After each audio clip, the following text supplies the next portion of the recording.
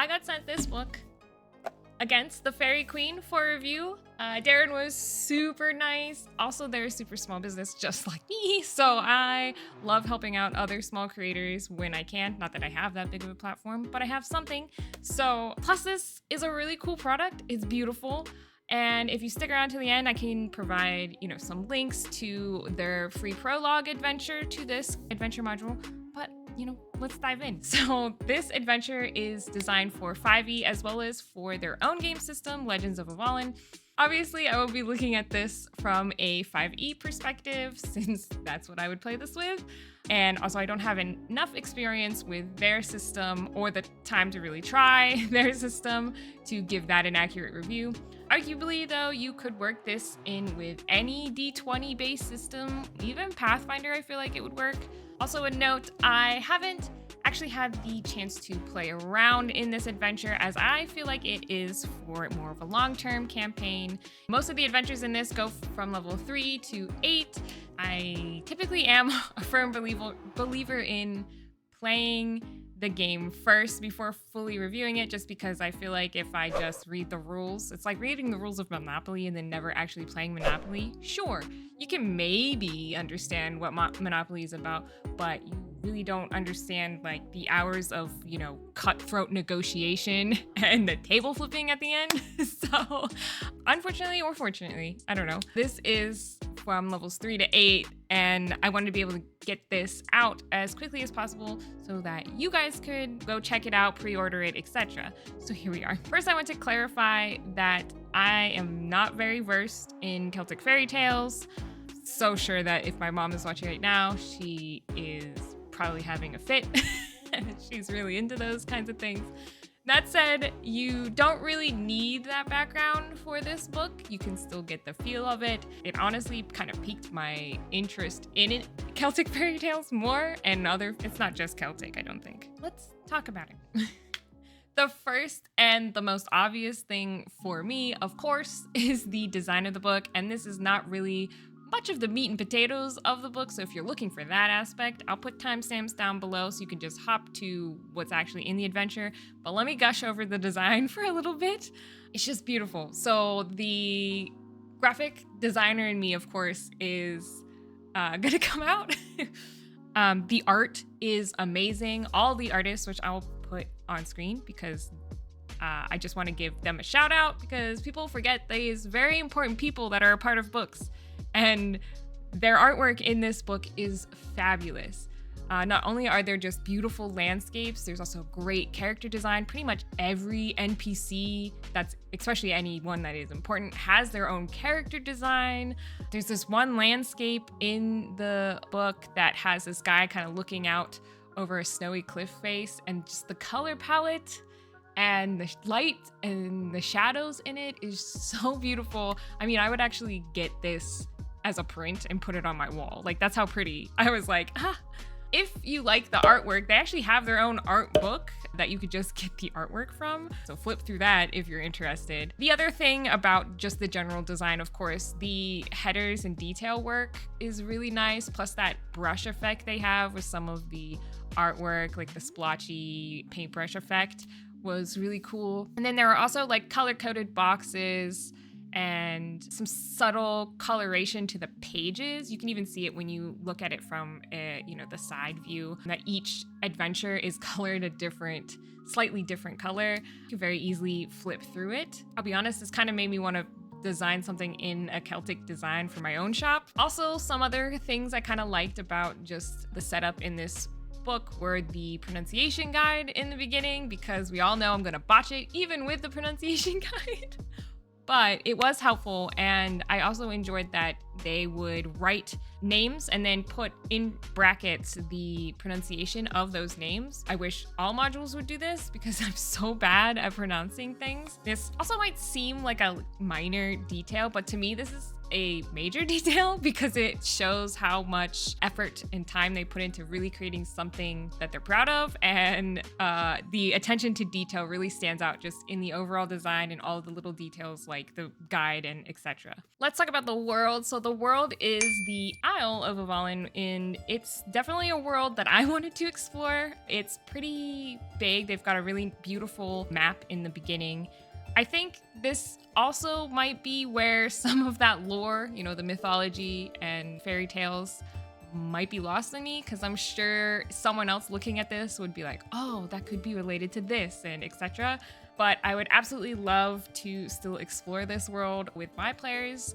One of the things I really loved about it was the different clans, as well as how each of their clans has their own lore in the form of songs, which I'm sure, again, there's probably some sort of mythology in this as well, but I just thought that was a really unique way of sharing the lore even in the adventure module. It really kind of sets the tone even for the DM.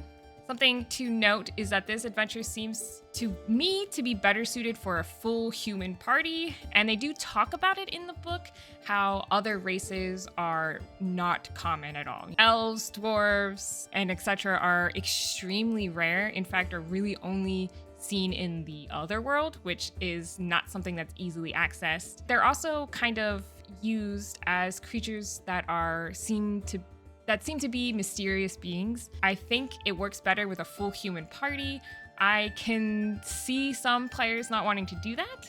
They do add rules in there that say, like, you can, you know, obviously adapt this world like you could any module, but they do give you some guidelines onto how to adapt it if you want to either include those races in your party, but they have to be quiet about it, or to kind of open it up for the whole world to have multiple races. Let's talk about the mechanics introduced in this module. So we're going to talk about the Parley system.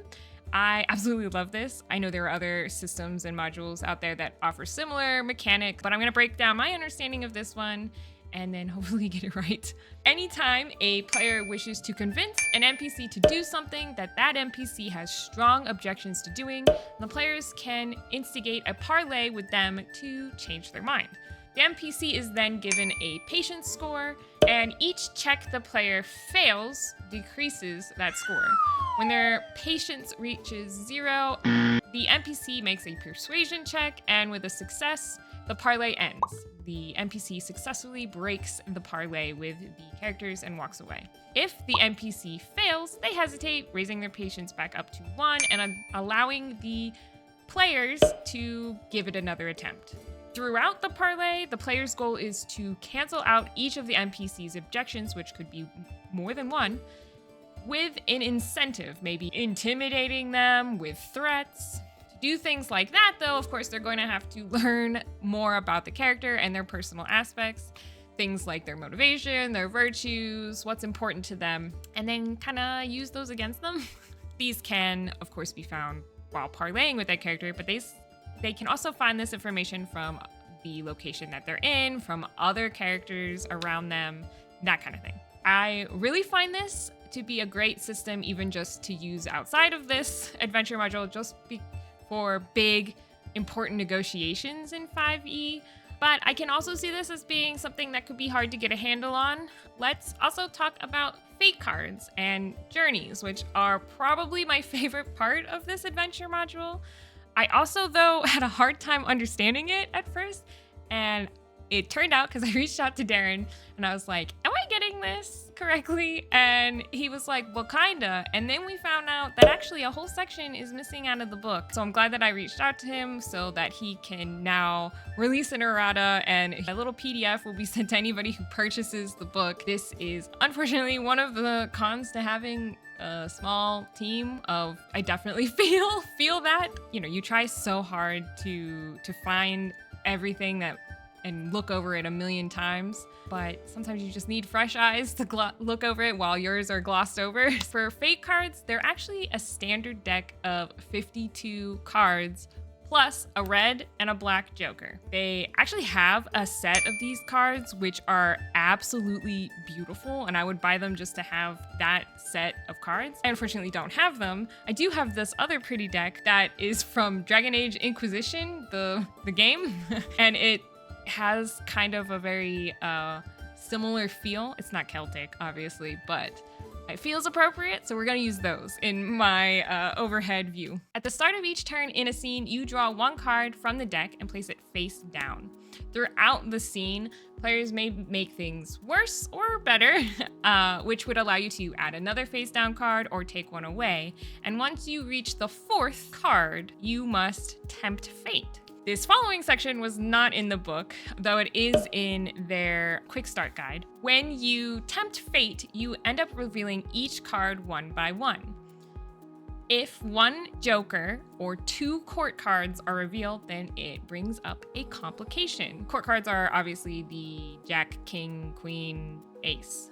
Complication that arises is the last revealed court card. You would then check the scene complication, so it's possible for players to do something to get rid of that complication. Like, let's say there was it's a complication that says the nearest guard approaches, but maybe they have a party member running a distraction to keep that guard busy. This would remove the complication from play, and then they can continue. Otherwise, the complication happens, and they are offered a chance to do something about it. A joker represents a wild in most cases, meaning the GM can choose the complication, though there are some instances like during journeys where the joker is just a more intense complication. Obviously, this also means there is a chance that nothing will happen with fate cards, which I actually really enjoy. It could definitely add a lot of tension, which I think is their goal with the fate cards. Another thing is that each day during a journey, players will also need to tempt fate by the end of the day, which could offer a different set of things that the player must deal with. So aside from this, journeys in general are also rather unique. So each day spent journeying is effectively a turn, and it ends in a long rest that must consume supply, which we'll talk about in a little bit. During which, however, players are to choose their journey role, and then also the pace of the journey. And then at the end of the day, they tempt fate. The suit on the last card denotes which role is being checked, so which of those journey roles might have a complication or an opportunity. So the opportunity will prompt a dice roll from that journey roll, and if that journey roll wasn't filled, then they miss out on the opportunity. There's so much more to journeys. Each has, 4 roles, each one with their own quirks. There are actually like sections of the adventure where specific areas have different complications. But the mechanics themselves just feel really fun and interesting. It's a better way to travel, if you ask me. And it really had my gears turning on how I could maybe implement this in other worlds and campaigns. Here are some changes to the 5e rules that are recommended in this game, just so that you're aware. Things like stealth is different, so instead of just rolling to see if someone sees you, it actually has awareness levels from 0 to 3, which felt sort of like being in like Metal Gear Solid or something, where NPCs can kind of be suspicious and then go investigate, but then they go back to normal, or they can just be alerted outright. So I thought that was interesting. There's also ability tells. So monsters in this are very powerful. They attempt to make multi-attacks, and then they are also built to just have epic boss fights. They actually give a tell at the end of their turn, and that's also when they roll a recharge for any rechargeable abilities. This allows the players an opportunity to prepare in advance for their next turn before that monster takes its turn again. I thought that was a really unique way of doing recharges, and it was described in the book as something that happens a lot in video games, which I agree. Like, the boss monster will give a feint or have a tell of some sort, says you need to use this ability you've been practicing all game. So I really liked that idea. I would be very interested to see how it plays out in an actual combat though. Then there's supplies and rests, which I mentioned a little bit earlier, but essentially there's a supply mechanic where you need to consume food and water each day to benefit from resting. If you take a long rest without eating that day, you don't gain anything back. And also, the hit points don't automatically regenerate after a long rest. Instead, you have to roll your hit dice even during a long rest, which I think ups the stakes to fighting. And there aren't a lot of combat opportunities in this. And so I think it makes it more dramatic. There are also a few ability changes, but I noticed that most of these involve things that had to do with food or survival skills, you know, create food and water, that kind of stuff. And they all just make sense if you implement those other rules. Now let's talk about the classes, which I think this is like the most fun. There is a subclass for each class, and they are all so lovely. One, because they have character art for all of them. Like I think some of them are NPCs throughout the campaign, but I love that they give this image of what these classes look like. Because there are so many, I'm not gonna go into heavy detail about all of them. I'm just gonna give a brief synopsis. Otherwise, we'll be here all day, and this video is already hella long. These subclasses are based off of Legend of Avalon's own legendary path system, which is a 10 path system. They do offer 5 in this book.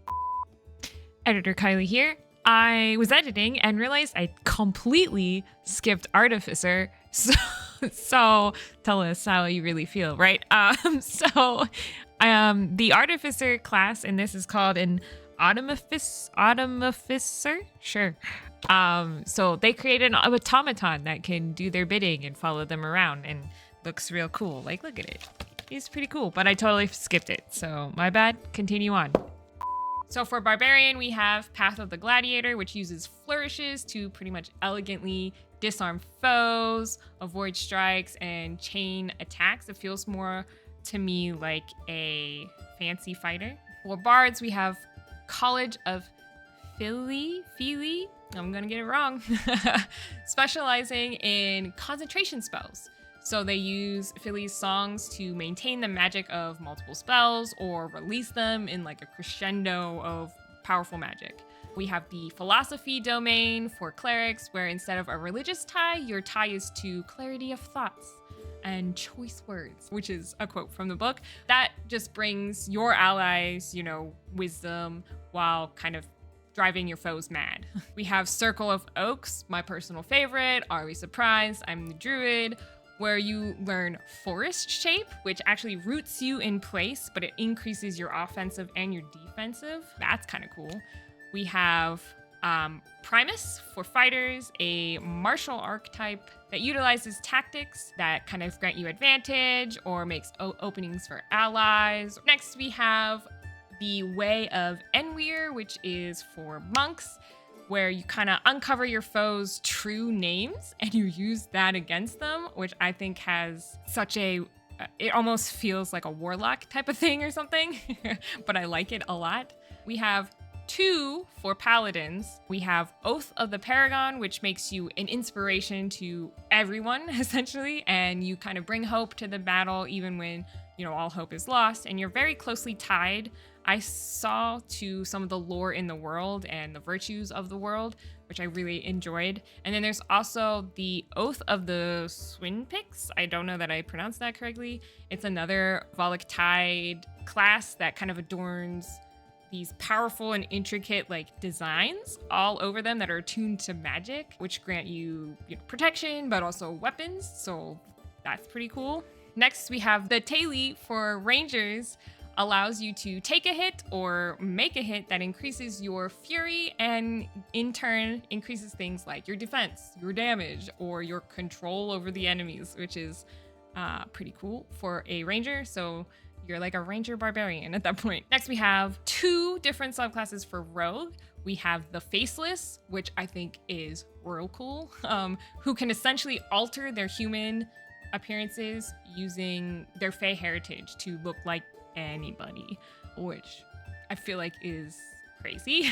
And then you have Slayer for the rogue, where you're stalking your foes to find the openings and taking deadly actions, especially against, it seems like, single targets. You do the most damage, so I like this as well. For sorcerers, we have Fae Touched, so you use the Fae tricks and magic to twist fate, cast spells, and most of the time nobody's the wiser. And then for warlocks, we have Maleficus. Instead of playing with the powers of, an otherworldly being, you're instead manipulating the power of lesser spirits, kind of binding them to you, empowering you, and, using their malevolence on others. I skipped Wizard too. But wizard is pretty cool, so you can be a magister. So essentially, they use spells that make them more powerful. It kind of feels sorcerer points like, you know, because they can kind of dual cast spells or make a spell more powerful, you know. So yeah. And I think all of them are pretty cool. Obviously, I'm partial to a couple just because I play those classes more than anything else. Next, let's talk about the actual adventures in this. And yes, I said adventures with an S. There are 5 adventure lines in this book, each with 3 different branches. The first adventure is a really good intro to just the world in general, though they do have a prologue adventure, which I'll link down below. It's a good starting point even without that prologue adventure, and it introduces a lot of the core mechanics just in there. The last adventure is the Cairn, and it's definitely the ending arc, but the 3 in the middle actually can be rearranged in any order and are for the same set of levels. Overall, the book is set up to be interpreted in most instances, and I like that a lot. There are a lot of general guidelines, but your players can obviously mess things up. And even if they do, you have a good basis throughout this book to kind of maneuver and move things to match what your players are doing really easily, and I like that. I also enjoy that in each section, they typically put the lore about the locations in the front. I like this in particular because like the rumors, the tales, all of that is there, and I don't have to flip to a particular section and get lost. I think that it eliminates the need for me to write things down separately to keep track of it, because that's typically what I do, or worse, go to the internet to try and find it. They also start each section with a story that's just for the game master to read, that is told from the perspective of the adversaries in that particular chapter, which I find super helpful, kind of helps put you in the mindset of those characters and really helps with the role play. I think some people though might find this a little bit constricting, right? If you are already given something, you can't always feel like you can maneuver and move and make the character more your own. So I can see this be a hindrance to some people, but for me, I was like, this is good. I like having this perspective. They also include a little bit of the story at the end that you read to your players at the end of each of those arcs or adventures, which I also think adds to the Celtic mythology lore vibe, right? Because it kind of puts it more in a story format. There are also some very pretty maps in here, which you can actually get for free off of their website in a PDF form. I don't think there's that many, but there's not a lot of combat in here, so you wouldn't really need that. And you do have those beautiful overlay like world maps of the Isles. I also like that they included the fate cards system in particular scenes, like the heist and the Cairn scenes in particular. Those felt perfect for it. In those instances, it really helps build the tension. Like when the players are sneaking around and trespassing, you're supposed to do it in the heist section or in the puzzled passageways of the Cairn. I really enjoyed that. I don't want to spoil anything, but I do want to touch on the general storylines of each of the adventures. There are gonna be minor spoilers here. If you don't want those kinds of spoilers, I recommend jumping to the next section. However, here we go. The first adventure is obviously the hunt, and it's introducing the journey system. It introduces some parlay, and it introduces our BBEG, the Faerie Queene, as well as some other interesting foes and important NPCs that are reoccurring throughout the whole book. Adventures 2 through 4, again, are interchangeable and are all introduced after the hunt. So essentially, your players can decide to go to any of those 3, which I think could make it a little hard for planning reasons. Keep that in mind when they get close to the end of the hunt. However, I do kind of like that they aren't just railroaded into the particular set of tasks. It just feels like more organic that way, and like there are choices. But let's talk about those 3. So the second little adventure is my favorite, I think. It hails the players to come help in a heist in a wealthy city, forcing them to do, reconnaissance, some stealthy preparation to make contacts. so that they can get this idol before someone else does. And I honestly think this one's my favorite because it gives me Mistborn vibes, which I just recently read for the first time. So if you're in my Discord community, you would have known this already. The next adventure kind of focuses on the town of Arain, where our heroes are caught in a time loop and they have to kind of use that to their advantage to kind of, to stop death, madness, monstrosities, the huge. And then Adventure 4 centers around this epic competition with chariot racing and mystical cave exploration. There's magical beast fighting, and of course, political subterfuge. Finally, everything culminates together because throughout all of those adventures, there's these little hints and clues sprinkled throughout. They all come together at the cairn, where it culminates into one big battle against the Faerie Queene after, of course, navigating swamps, the puzzles of the cairn, and dealing with the other world. Of course, it would not be a fair review unless I had some cons, right? Am I supposed to have cons? I don't know. So I do have some, but they're all very minor and wouldn't change the fact that I would have bought this book for myself. In the Game Master section, and they kind of explain it throughout the book, but the player characters are called heroes, and the non-player characters are called characters, and this was very confusing for me. Very minor, but confusing as heck for my tiny brain. You do kind of get used to it the more you read, but obviously it did force me to reread several sections a few times to fully understand them. Another con here is the boxes. The colors are outlined in the Game Master chapter, but for me, I had to keep going back to reference which color was which. Luckily, they do tend to put the note on it saying like, this is lore, this is Game Master stuff. In particular, the colors between the blue, gray, and green, just a minor complaint, because again, my husband has one of the most common forms of color blindness, which is the red-green color confusion, which apparently 1 in 12 men have, by the way, 1 in 200 women. I had him look at it and tell me, can you tell the difference between these colors? I can tell the difference, yeah. Couldn't identify them, though. What do you mean? So, for instance, because this says that it's blue, I know that that's a blue color, but I have no idea. Whenever if you get to these other sections where that's supposed to mean something important, exactly, I wouldn't be able to tell. What color is this one? No idea. I can tell the difference between them whenever you put them side by side, but I don't know which one is which. Okay. All right. Good enough. Thank you. Mm-hmm. Of course, I also had to confirm my understanding of the fate card mechanic with the dev. So while I had it mostly right, I did have a few things wrong, which helped us figure out that there was something wrong with the book, which is for the best. So of course, that has to be listed under the minor cons. But luckily, by the time you get it, you will have the corrections already. Finally, the monster stat blocks, they aren't in a typical D&D format, which, I mean, let's be honest, the typical D&D format sucks. But because they are kind of designed to work with any kind of D20 tabletop game, which is fine, I think they could try to keep it bland. And then the stat blocks to me they aren't any better. D&D, typical D&D ones are an eyesore. These were just too hard for me to read. However, if I were honest, if I were running this myself, it wouldn't matter because I would take them out of the book and put them into my journal. That is an easier format for me anyway and easier for me to reference, so it doesn't matter. The book is currently in pre-order, or at least at the time of 5/24. It is $64. If you are interested, go pre-order it now. Again, it's very beautiful. Look at this artwork.